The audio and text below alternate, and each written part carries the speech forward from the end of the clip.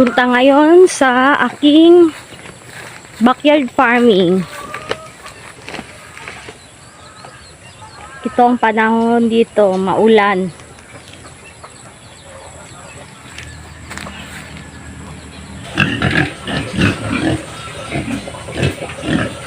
Ito sila.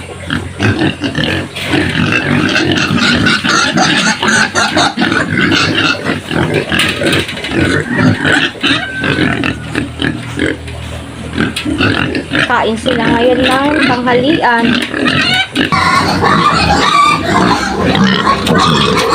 Ito guys, kakatayin to ngayong Saturday.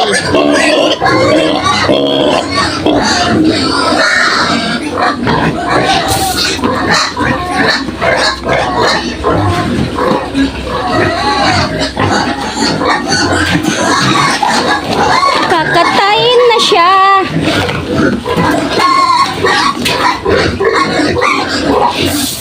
Ibenta per kilo.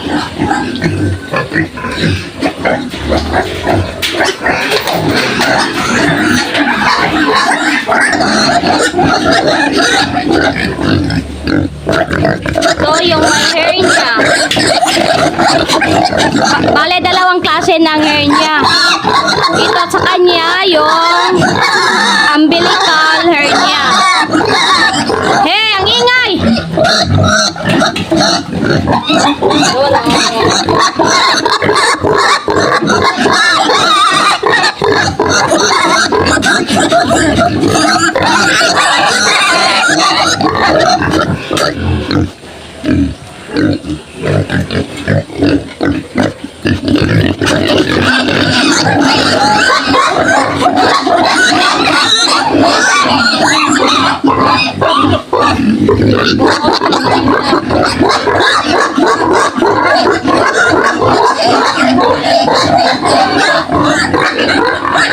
First time ko na-encounter na yung baboy ko may hernia.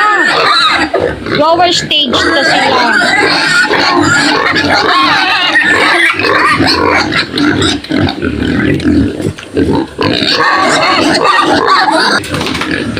Bale, thrice ako nagpapakain sa kanila, umaga, tanghali at saka hapon. Yung feeds nila premium. Premium yung gamit ko na feeds.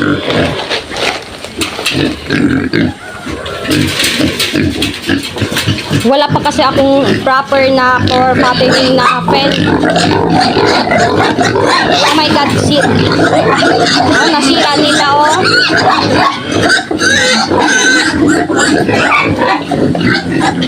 Tingnan niyo, oh. No. Rambulan.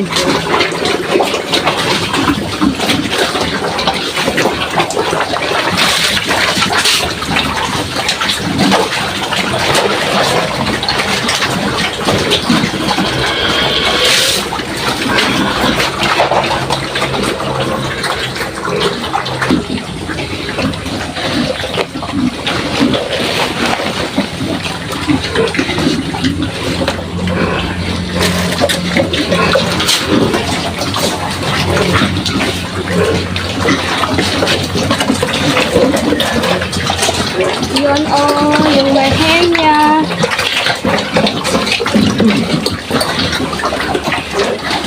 Safe naman ng karne ng kapag may ganito, hernia. Okay naman, normal lang yun din.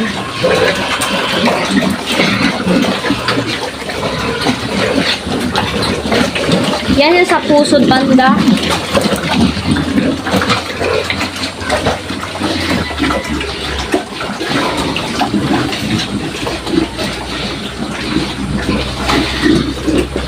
Suspect ko ng bakit siya nagka-hernia dahil yung pagpanganak sa kanya, yung ano nila pusod.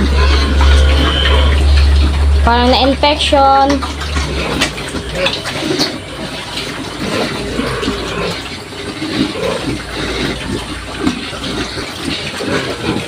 Dahil yung ano, yung baby pa sila, tingin ko sa kanya yung ano niya pusod, ano namamaga.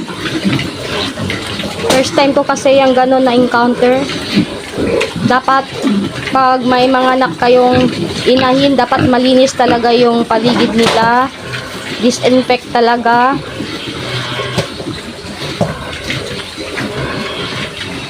May tiny soap kasi yan dito sa ano nila, sa tiyan. Hindi daw nag-close. Yun siya, oh, kawawa. Binubulit ko siya. Inuungad yung ano niya. Kawawa. Pero malaki siya, oh. Malakas kumain, masigla.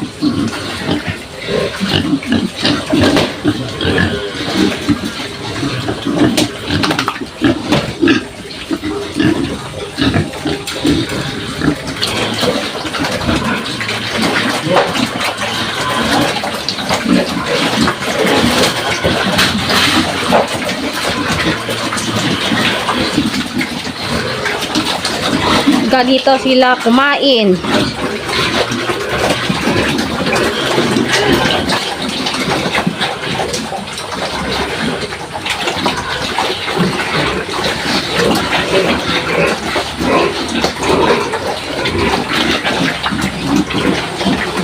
Four kilos to yung binibigay ko sa kanila. 4 kilos sa umaga, 4 kilos sa tanghali, 4 kilos sa hapon.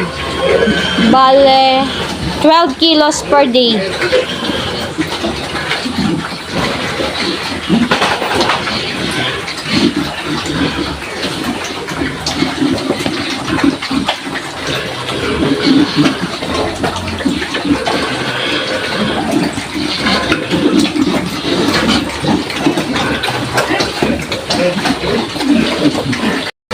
That's it, guys. Thank you for watching. Until my next vlog. Don't forget to subscribe, like, and comment.